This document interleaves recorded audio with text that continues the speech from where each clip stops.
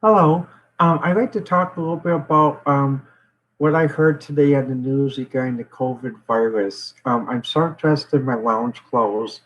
That's why I sort of see like a red top. And normally when I'm home, I don't wear my wig. And that I'll just, even with close friends, I just wear with my natural hair. But the point I wanted to make about is with this COVID virus is I like to try to do the function that Carl Sagan did in explaining science to explaining the science of this newscast of this COVID 19 virus.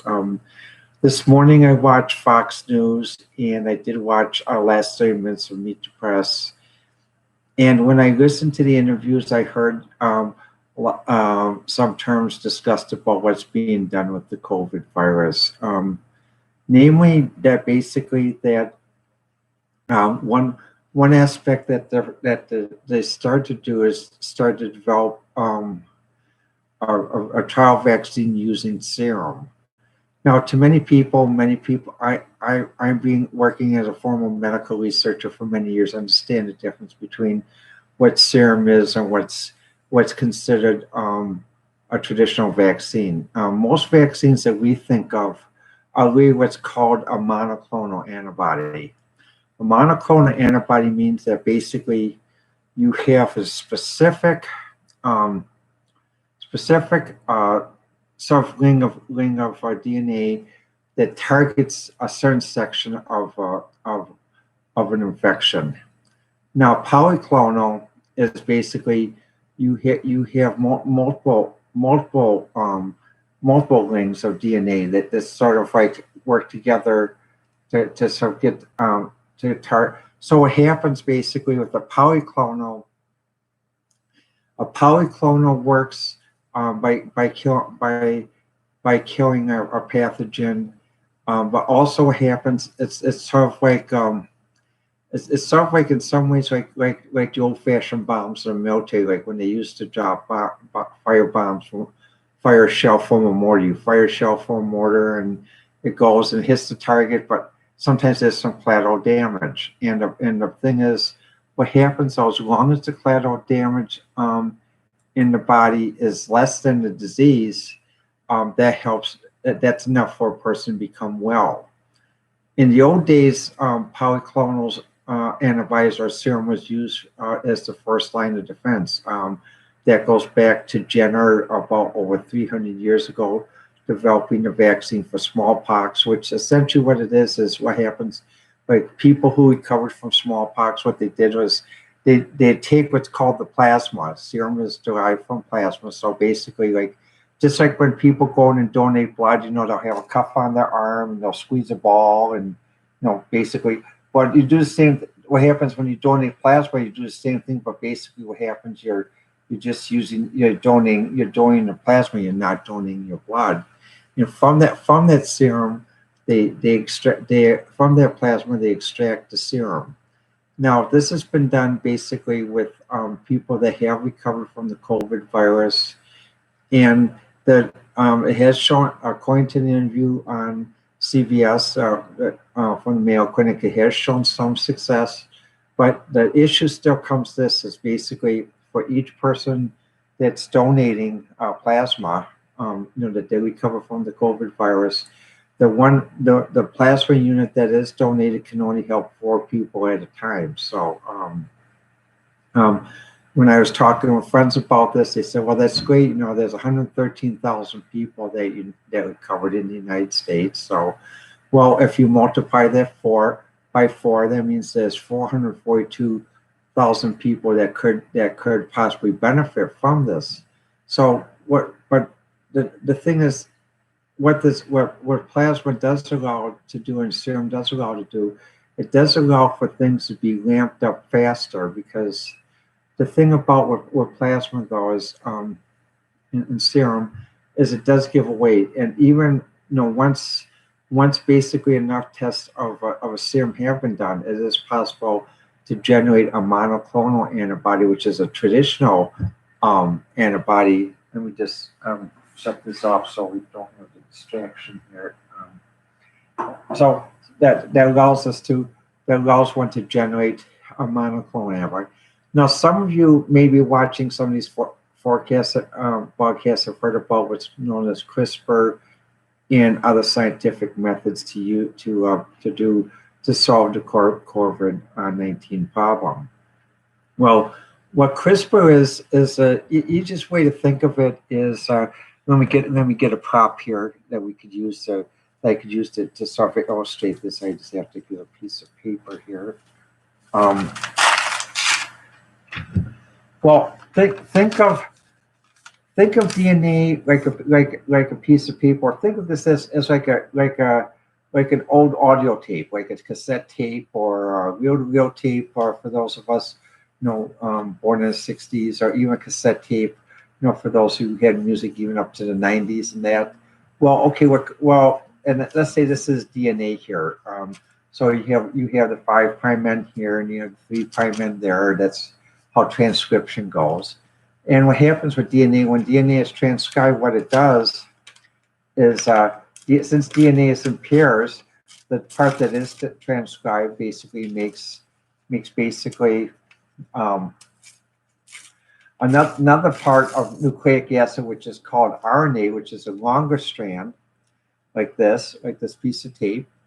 And then what happens when this RNA is processed by the cell, what it does, it makes another type of string, which is called a protein, which has different things, may have different configurations. Let's see, I'll just try to make a simple, make a configuration example. So it makes a configuration like this. So let's say this is a virus, and let's say this is a protein. Let's say this is the protein that's made from DNA. And then what happens? You have the virus in a binding site, and what happens basically, it tries to go here. Well, it can't go here because it's too narrow. So let's see, it tries to go here. No, it can't go here. So it tries to come inside here, like this, as you can see with this config, and and you see where it touches, those are the active binding sites, and that's where a protein or virus or a vaccine can use to stop the virus. Now, the thing what CRISPR does is for virus to also multiply, it also has to have the cell-made proteins too that go like this. So what CRISPR tries to do is CRISPR basically tries to take out part of the process that makes this protein. So let's say let's start with the DNA again. You have a DNA like this. Okay, let's say you use the CRISPR method and you realize, well, okay, the real part of making this protein is this section right here. So you tear off this section, and to make the protein for the virus to go again as part of this section. Okay, well, now the DNA strips this, makes this into an RNA. Now what happens, basically, it tries to make this into a protein. Let's say, okay, it makes a protein. Sort of like what we had, but basically it's a little bit smaller. So when it comes to this virus and it tries to bind, well, there's quite a bit of play in here. So basically, it can't bind. So basically, what happens? The virus doesn't get this on signal from the protein to basically grow or activate, and that's part of the thing about the CRISPR method. Is the CRISPR method is trying to find a way on how you can do it so that protein cannot bind to an active site to cause the virus to go. Or another way is, or to use another thing is what's called an antigen, which is going to, let's say this is the binding site, to put a cap over it. So basically, even though if the protein's present, it can't get through that cap. And that's why the CRISPR method modifies DNA. Now, with a polyclonal antibody, what happens is a polyclonal antibody is like, let me get another piece of paper here. Let's see. And just bear with me for a moment. Just have to make this up a little bit.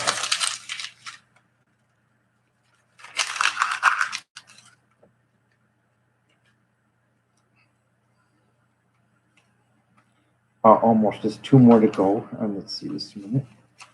There we go. Okay, now polyclonal antibody is basically all these clumps of paper that I have in my hand. These are, let's say, these are different proteins. Some of them will stop a virus from forming or growing, and some of them won't. But whether this is like a soup. So basically, it's like when you make a soup, with chicken noodle soup or cream of mushroom or something else, but you add other stuff to it.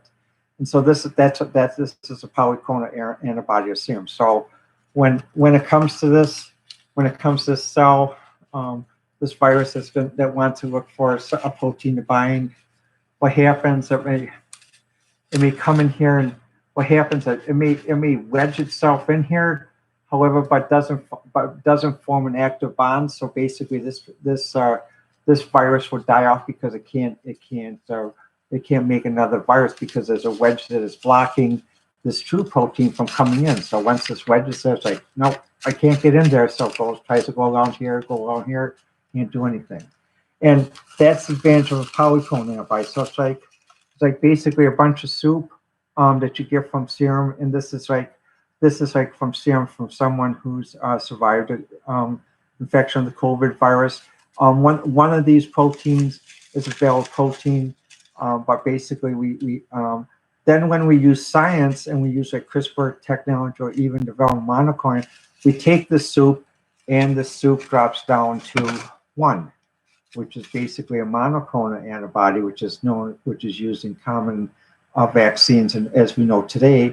And so this monoclonal antibody protein goes like this, goes to the virus, but instead of binding at a virus at the sites where it causes it to grow, what it does, it binds at the virus where it stops it from growing, or even causes it to basically just go poof, like a form of apoptosis, just poof, virus just self-destructs. And the thing is, but normally to get to this place, that's where they have to use serum. And this is like what the one person with Mayo Clinic. So think of these little pieces of paper as serum, and this is the monoclonal antibody. So serum basically, that's why it works. It can help when you get to a monoclonal antibody. You can ramp this up because it's far easier to ramp this up to make millions of vaccine than it is to ramp this up, because when you ramp this up, you have to ramp up all this that's in the soup versus one. But this gives us a start. So this news is helpful, but something I would like to mention though is when I did go out to the store today to shop to pick up needed groceries, it was very strange today because normally I'm used to seeing different things in my community open, like Barnes and Noble and other things, and I did see Pick and Save open, which is where I went today, and I did have a chance to talk with a few friends who worked at because for years I used to work at Pick and Save when I was trying to get extra money during a tough time with my family, and I was a member of the UCFW, so I did talk with a few friends, and they asked me, how you doing? I said, good. And I said, well, I'm trying to make it through. And it's a little bit weird with everything in the last 3 weeks. And I talked with a friend, and she mentioned the same thing.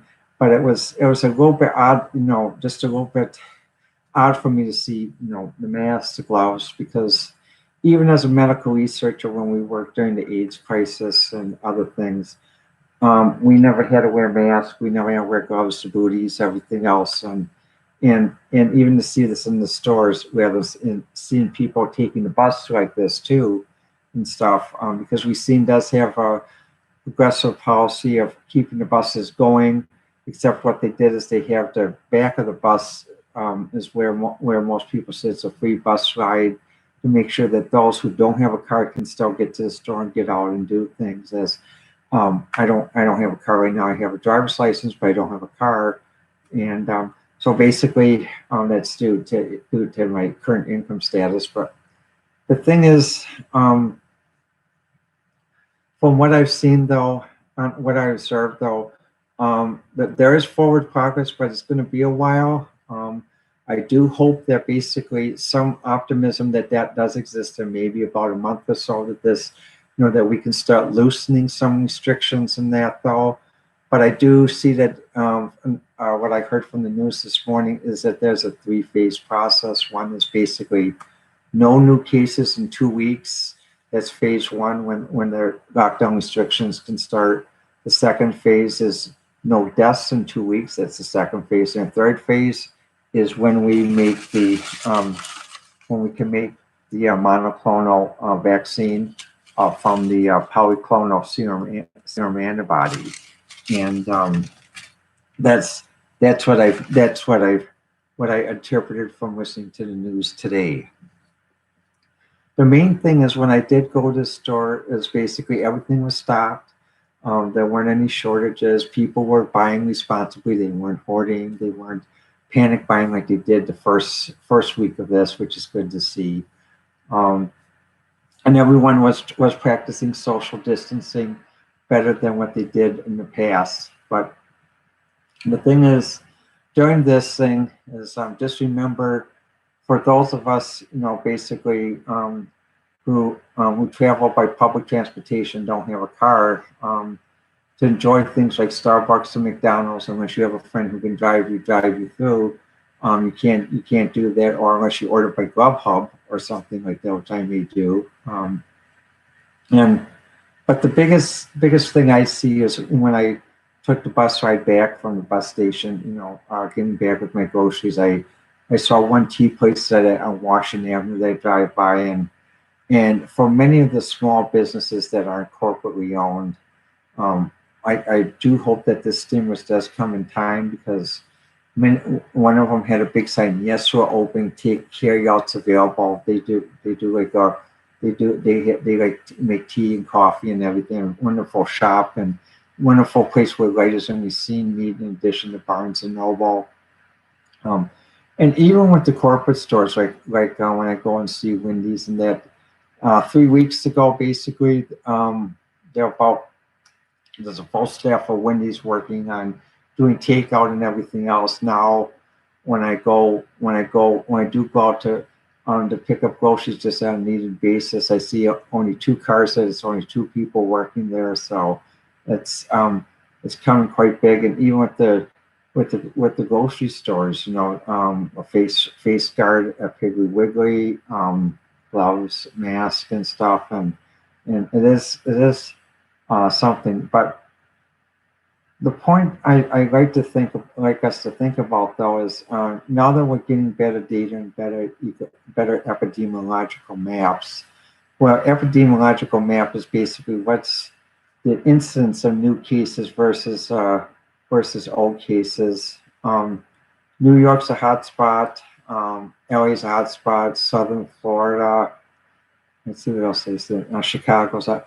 But the thing is, though, it's also coming out to basically what South Koreans discovered. The one group that was affected the most was one specific population, and they are able to isolate that population, take care of it.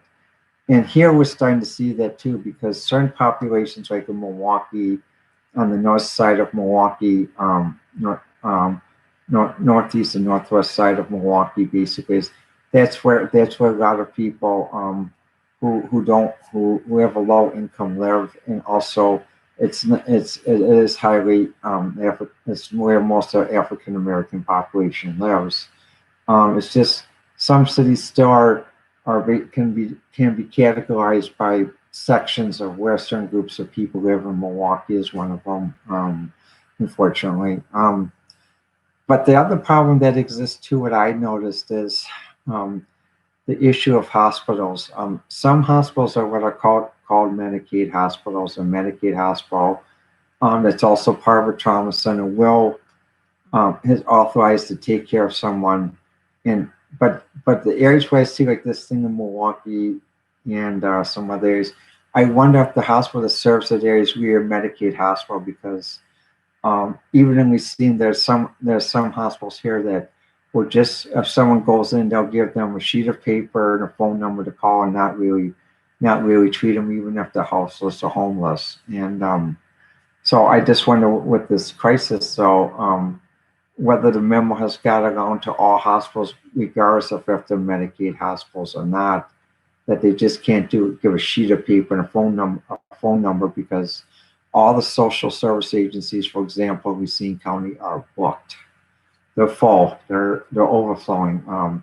If you call, basically, and if you really do need help to call, the only everything's being dumped to 911 or Adult Protective Services. That's it.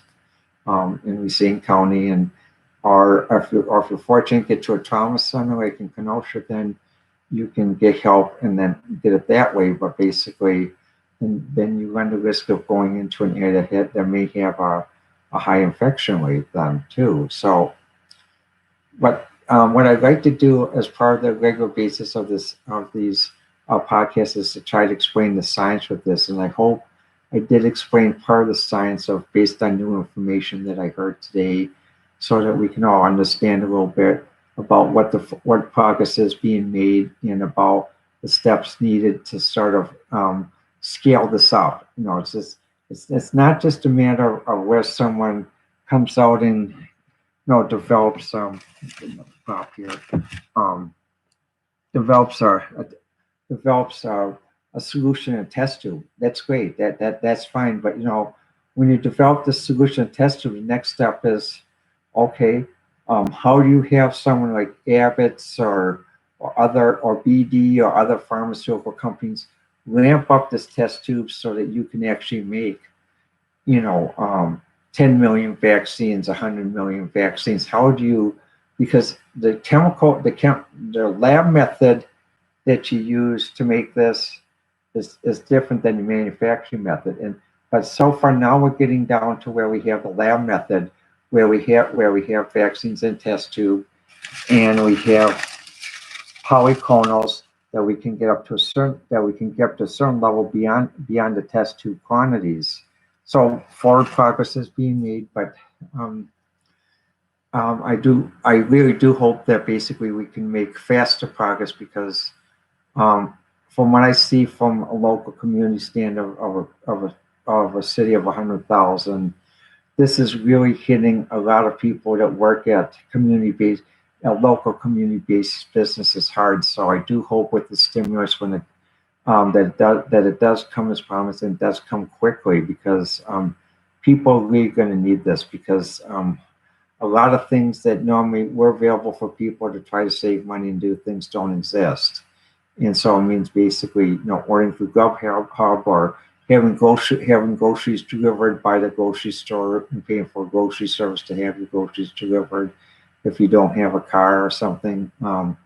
And also basically just having people check in on people. Like today, basically, I went in to check in on a friend's older mother because she is recovering in the hospital, and so basically just to see how she was doing, and so far she's doing well. But that's the thing. It's and also calling people. I talked with friends by phone and conference calls, so it is important to do that too. Well, let me know what you think. My website is at Diana1A, and that's on Twitter.